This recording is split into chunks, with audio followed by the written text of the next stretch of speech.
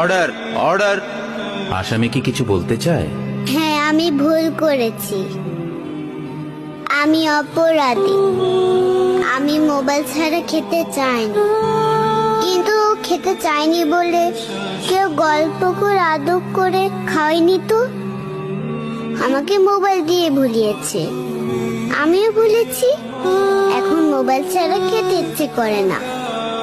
কিন্তু তুমি তো মোবাইলে গেমও খেলো। আমার তো খেলতে ইচ্ছে করে, কেউ তো আমার সাথে খেলে না, খেলতে নিয়েও যায় না। এখন আমি কি করব?